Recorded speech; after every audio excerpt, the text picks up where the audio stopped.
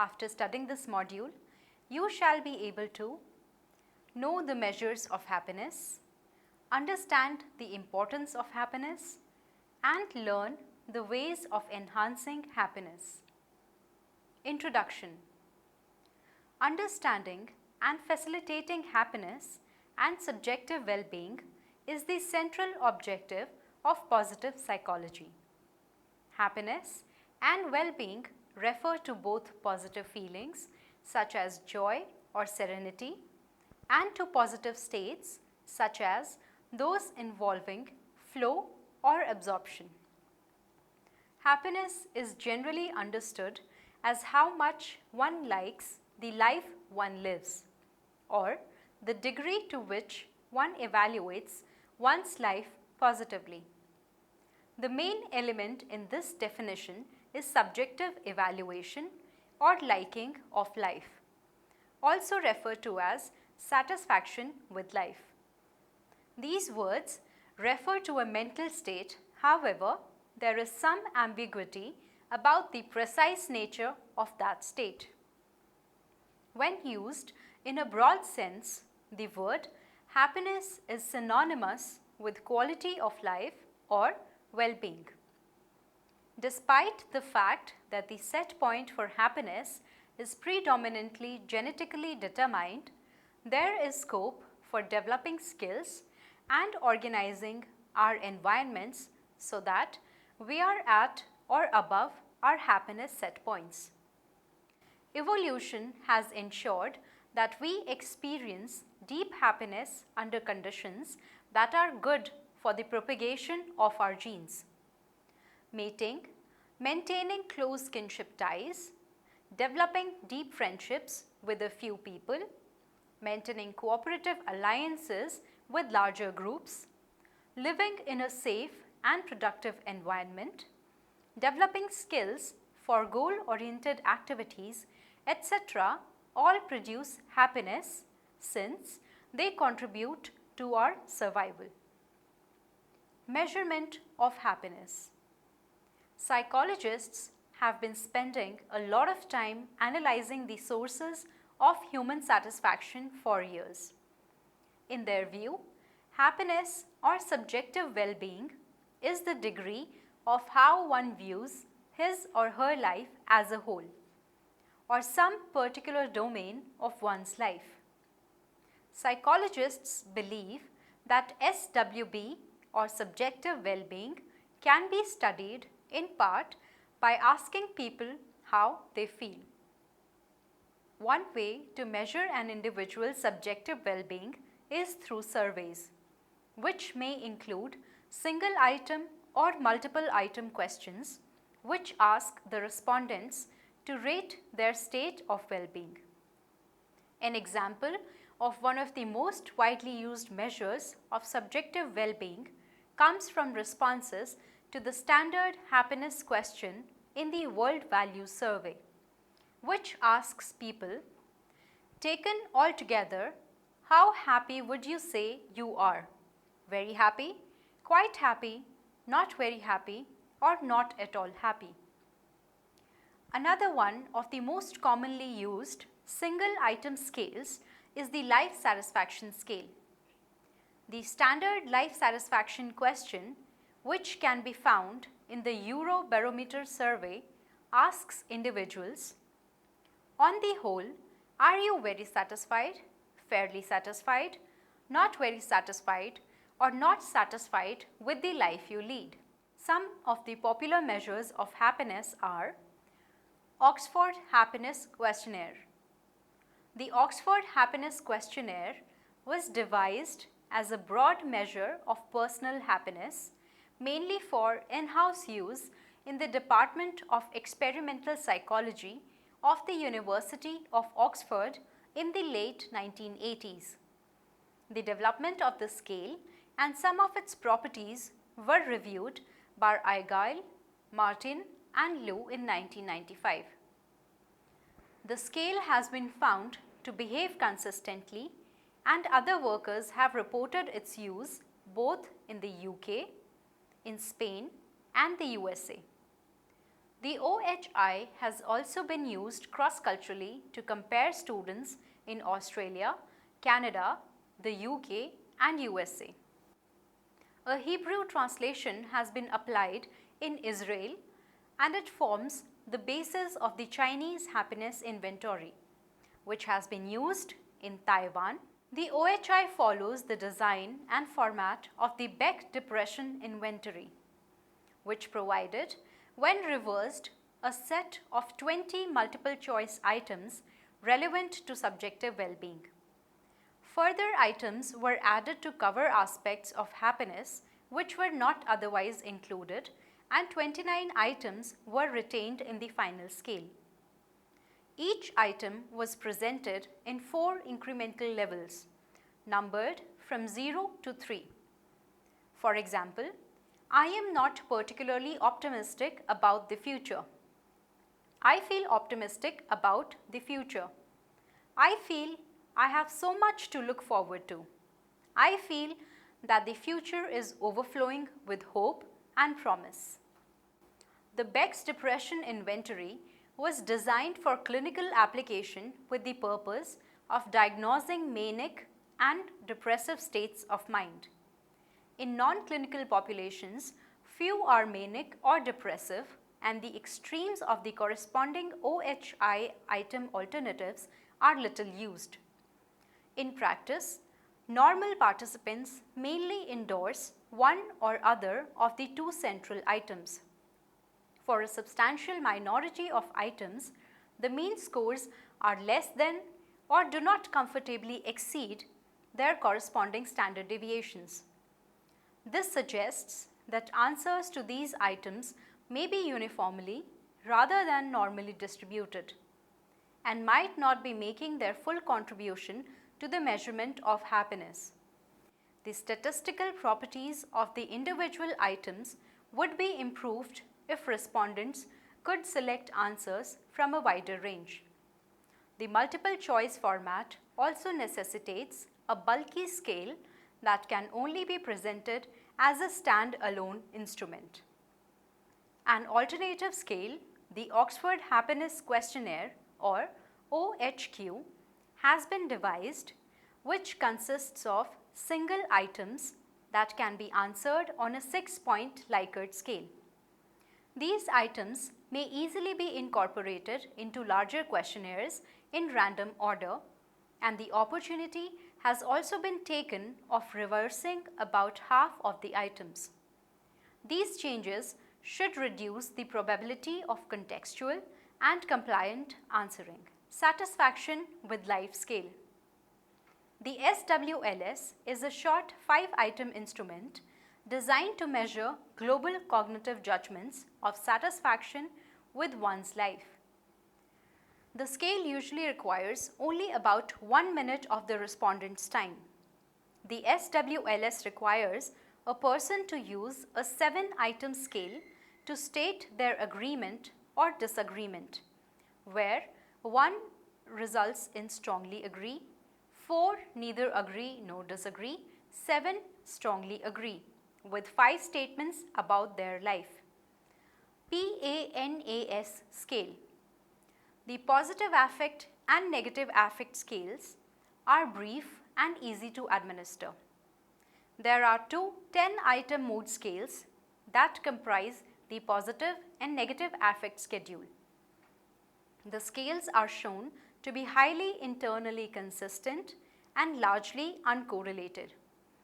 PAAAS is a 20-item questionnaire which uses a 5-point Likert scale.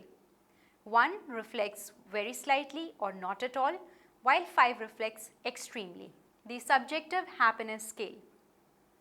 The Subjective Happiness Scale, or SHS, is a 4-item scale measuring global subjective happiness.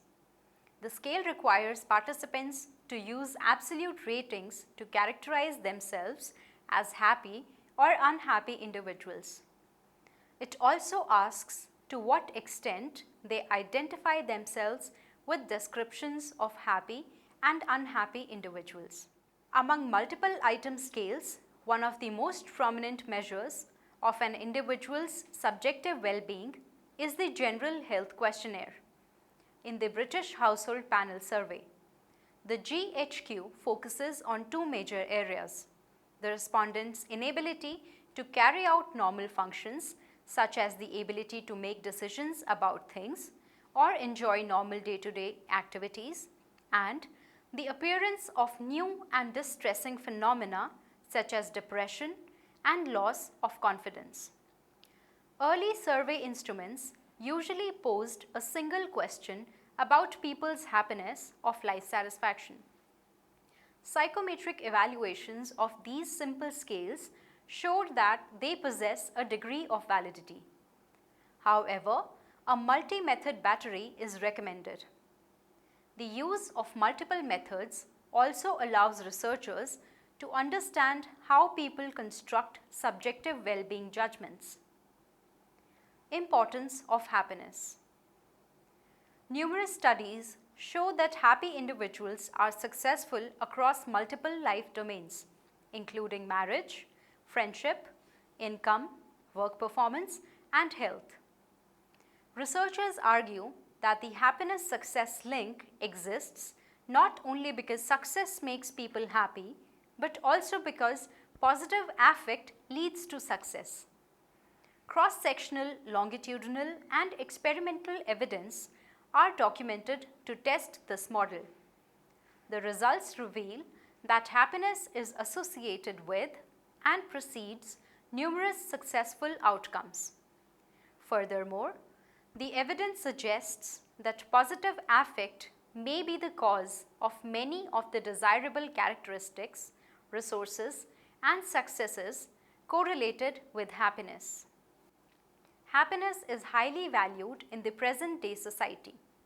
Not only do people aim at happiness in their own life, but there is also growing support for the idea that we care for the happiness of other people and that governments should aim at creating greater happiness for a greater number of citizens. This classic philosophy is not only more accepted these days, but also more practicable, now that scientific research provides more view on the conditions for happiness. Happiness enhancement. Fava et al. In 1998 and Liker et al. In 1980 have all developed and evaluated community-based training programs for enhancing happiness, which include elements of the overall set of happiness enhancement strategies. Seligman has developed a highly effective program to promote optimism in children and adults. Seligman began his career studying depression, stress, and anxiety. From his work in these areas, he discovered that the optimistic explanatory style acted as a protective factor against the development of depression. He developed a curriculum for school children to inculcate an optimistic explanatory style in them.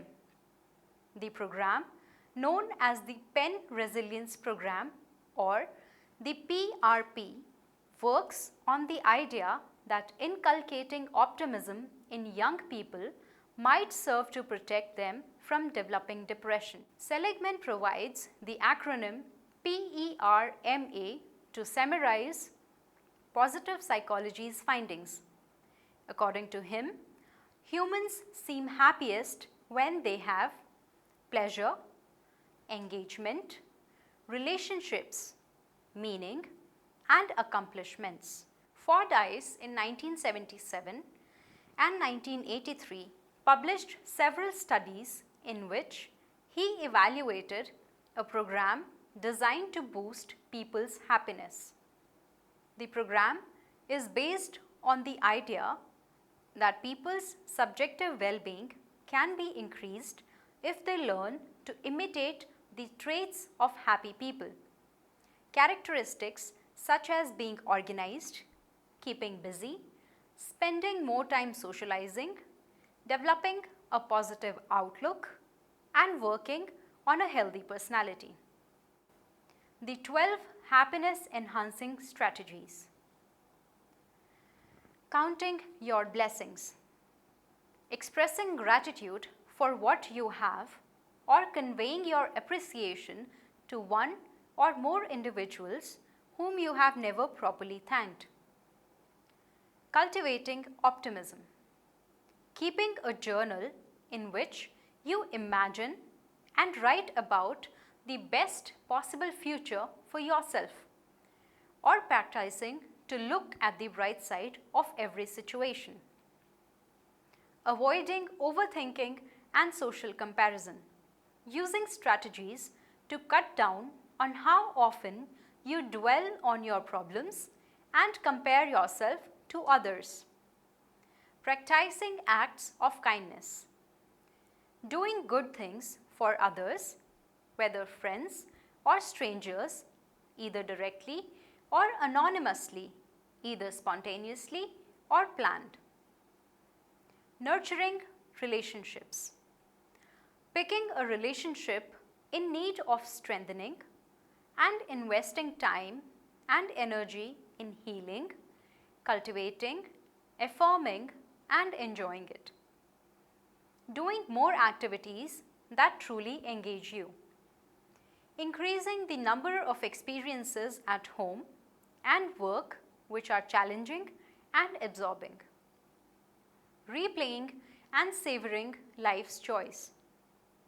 Paying close attention and going over life's momentary pleasures and wonders through thinking, writing, or sharing with another.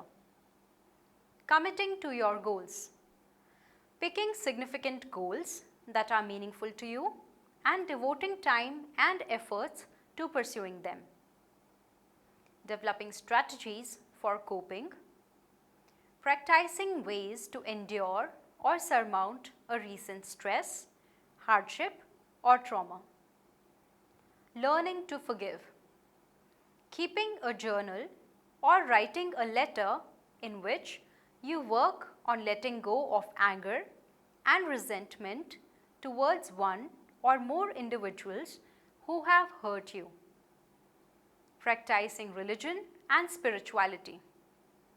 Becoming more involved in places of worship or reading and pondering spiritually themed books. Taking care of your body.